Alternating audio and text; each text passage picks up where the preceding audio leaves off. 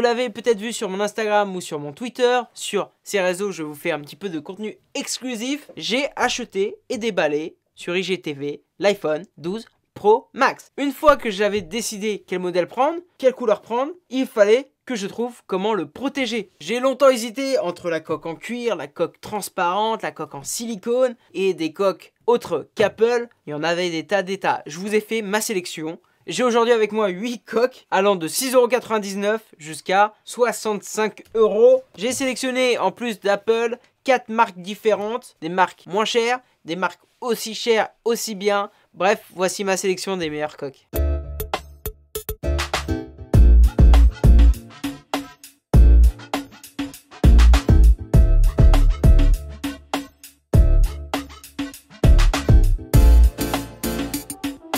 Bienvenue les amis dans Panacotech, vous l'aurez compris, aujourd'hui, combat de coques. On va voir ma sélection des meilleures coques pour iPhone 12 Pro Max. Bien entendu, il y en a, la plupart existent aussi pour iPhone 12 Pro, iPhone 12. Enfin voilà, il y a de quoi faire. On va voir ça ensemble. Je vais vous présenter les marques que j'ai choisies et pourquoi je les ai choisies. C'est parti. Commençons par la gamme d'Apple. La gamme d'Apple va de 55 € pour les coques transparentes, la coque transparente et la coque en silicone.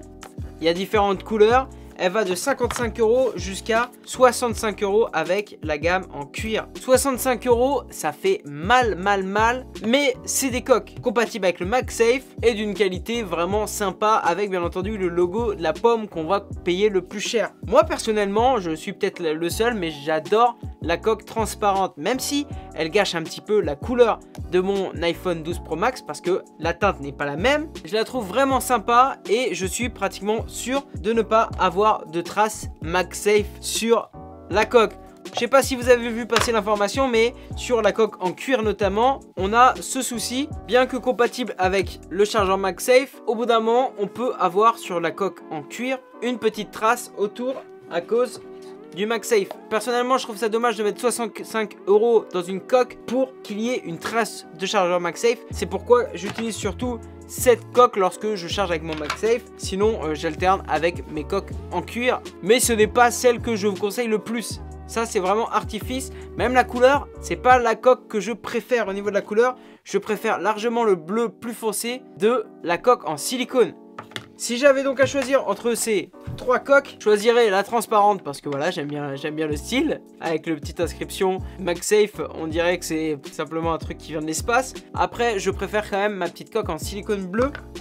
On perd bien entendu la couleur du dos, mais c'est assez sympa et elle tient bien. Les premiers jours, j'ai eu un petit problème avec ma coque transparente, c'est que je trouvais qu'elle se déclipsait un petit peu vite. Après, elle s'est mieux collée au téléphone. Dans tous les cas, ces coques, ces petites coques iPhone sont un vrai budget. On va payer le fait que ce soit compatible MagSafe, parce que pour l'instant, il n'y a pas d'officiel compatible MagSafe chez ses concurrents. Et on va payer le fait que ce soit du Apple, qu'il y ait le petit logo. Parce que du silicone, voilà, une coque transparente ou une coque en silicone, ça coûte presque rien. Ça coûte presque rien, oui, ça coûte presque rien. Au prix de la coque à 55 € d'Apple, vous pouvez en avoir sur Amazon à 7 €, 5, 6. Moi, j'ai voulu quand même m'en prendre une, pas chère, pour lorsque je trimballe mon téléphone et que ça me dérange pas que ma coque soit abîmée. J'ai pris la marque Ringke. Pourquoi j'ai pris cette marque, je ne sais pas. C'était juste simplement le meilleur rapport qualité-prix sur Amazon. On était à 4,5 étoiles sur 42 évaluations pour un prix de 7 €, 6,99 € pour moi. C'était juste parfait. C'est pas très beau, mais ça fait le job. Il y a différentes couleurs. Moi, j'ai voulu cette couleur-là. Ça protège. Ça protège surtout des rayures. Ça protège un petit peu moins des coups parce qu'elle est quand même pas très épaisse. Au niveau finition, comparé à celle d'Apple, il n'y a pas photo. Déjà, elle est beaucoup plus rigide, celle d'Apple. Et on a des finitions, regardez le logo avec le bouton et l'intérieur qui accueille un petit peu en velours. Il n'y a rien à voir entre les deux, hein. Je ne l'ai pas du tout prise pour la comparer avec mes coques Apple. C'était vraiment juste pour voir ce que ça allait donner. Pareil, j'ai pris une coque transparente à 7,99 € comparée à celle d'Apple. Il n'y a pas photo. Regardez comment je l'applique celle-là. Alors que celle-ci, elle est vraiment beaucoup plus rigide. Compatible MagSafe, pas compatible MagSafe. Mais le rendu est classique, pas dégueu. On voit la couleur de mon iPhone. Le problème avec les coques transparentes quand elles sont pas trop chères, souvent ça jaunit. Je vous dirai à la longue ce que ça donne. C'était surtout pour vous montrer qu'on avait une autre gamme de prix, pas chère du tout, à moins de 10 € de coque. Le problème souvent c'est que on en a pour notre prix, c'est que la qualité n'est pas au rendez-vous et la protection n'est pas optimum. On parle de protection, c'est pourquoi j'ai sélectionné ici deux autres marques assez connues dans la coque qui va donner une protection monumentale à mon téléphone. Cette marque, vous la connaissez, on la voit partout, c'est Renoshield. Je ne suis pas du tout sponsorisé par Renoshield. J'ai quelquefois utilisé des coques Renoshield avec mes anciens iPhones, notamment avec mon iPhone X. Pour moi, c'est le meilleur rapport qualité-prix, surtout au niveau de la protection. Là, avec cette coque, c'est la Solid Suit de Renoshield. J'ai une coque répondant au standard militaire MIL STD 810G. Vous connaissez bien cette norme si vous connaissez ma chaîne, parce qu'on la retrouve sur pas mal de montres outdoor. Avec cette coque Renoshield, je vais pouvoir avoir une protection et surtout un dos foncé que je n'ai pas avec les autres. Là, j'ai ma coque noire, nickel. Mon téléphone est protégé. On n'a pas de compatibilité avec le MagSafe.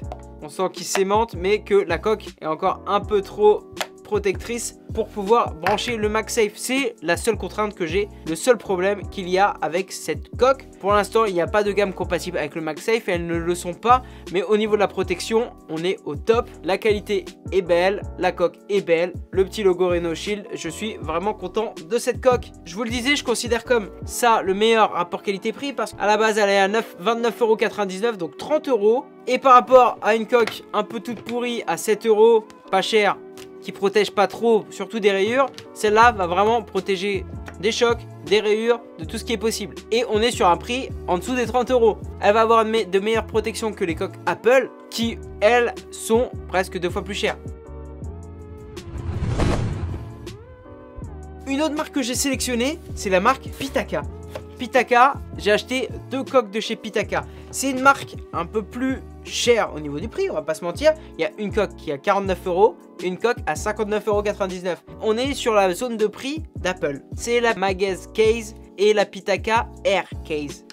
À première vue, vous allez me dire, de l'arrière, bah, ça ressemble un petit peu au Renoshield. Mais la particularité de cette marque, de cette coque, c'est que les coques sont d'une finesse incomparée. Ces coques ne sont pas comparables aux autres. J'ai ma Renoshield pour les gros chocs, la protection. Celle-là, c'est vraiment pour la finesse. La Air Case pèse seulement 10 grammes. Vous vous rendez peut-être pas compte, mais c'est rien, 10 grammes. La Magaze pèse, elle, 17 grammes. On a respectivement 0,65 mm d'épaisseur et 0,85 mm d'épaisseur. La Magaze est un peu plus épaisse, un peu plus lourde, mais son gros avantage, c'est qu'elle est compatible avec les chargeurs, notamment avec le MagSafe. On va pouvoir du coup, avec la Magaze, avoir une coque compatible avec le MagSafe. La coque permet de rester aimantée, c'est nickel. La Aircase, quant à elle, n'est pas magnétisée, mais son épaisseur permet aussi de recharger son fil avec un petit peu moins d'aisance que la Mag EZ. Grosso modo, pour résumer, j'ai mes coques Apple